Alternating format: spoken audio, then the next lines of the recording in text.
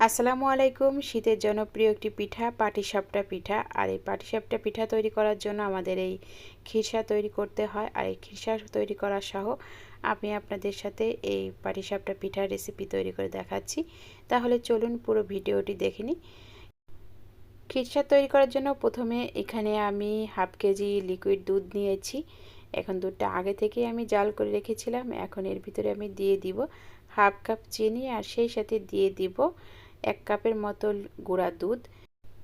এখন আমি ভালো করে মিশিয়ে তারপর আস্তে আস্তে এই দুধটি জাল করে খিরসা তৈরি করে নিব। চুলার আঁচটা মিডিয়ামে রেখে এই খিরসাটি তৈরি করে নিতে হবে। এখানে আমি একটি তেজপাতা আর একটি এলাচ দিয়েছি। এভাবে নাড়তে নাড়তে যখন খিরসাটা ঘন হয়ে আসবে তখন এই খিরসাটি নামিয়ে নিতে হবে। এই তো এখানে আমার খিরসাটি তৈরি করে নেওয়া হয়ে গেছে। এখন আমি নামিয়ে নিচ্ছি। খুবই কম সময় আপনারা এইভাবে এই খিরসাটি তৈরি করে নিতে পারবেন। এখানে আমি কোনো প্রকারের চালের গুঁড়া বা কিছুই দেইনি, শুধুই দুধের খিরসা তৈরি করে নিয়েছি। এখানে আমি 2 কাপের মতো চালের গুঁড়া নিয়ে নিলাম।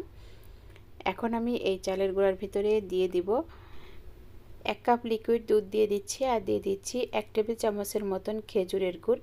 মিষ্টিটা আপনাদের পছন্দ মতো দিয়ে দিবেন, আর সামান্য একটু লবণ দিয়ে আমি এই ব্যাটারটা তৈরি করে নিচ্ছি। এখানে আপনারা 2 টেবিল চামচের মতন ময়দা, তাহলে আর পাটিসাপটার পিঠার এই রুটিটা ফেটে যাবে না। এই তো এখানে আমার ব্যাটারটা তৈরি করে নেওয়া হয়ে গেছে।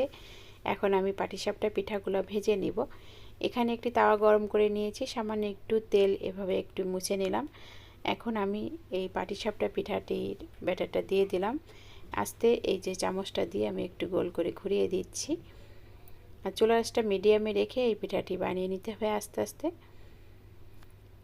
রুটিটা যখন ভালো করে একটু সেদ্ধ হয়ে আসবে তখন এই যে খিরসাটা দিয়ে দিতে হবে এর ভিতরে। তারপর আমি এভাবে পাটিসাপটার ভাঁজটি দিয়ে দিব। এতে ভালো করে দেওয়া হয়ে গেছে। এখন এই যে চারিপাশে একটু ছাড়িয়ে দিয়ে তারপর আমি এই পাটিসাপটার ভাঁজটি দিয়ে দিচ্ছি।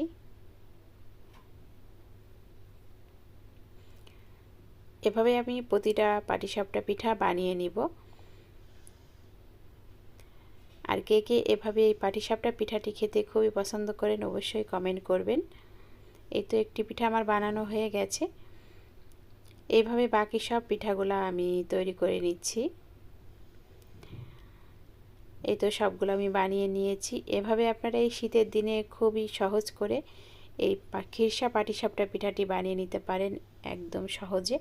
তা আশা করি রেসিপিটি আপনাদের কাছে খুবই ভালো লেগেছে। আজকের ভিডিওটি দেখার জন্য সবাইকে অনেক ধন্যবাদ। আল্লাহ হাফেজ।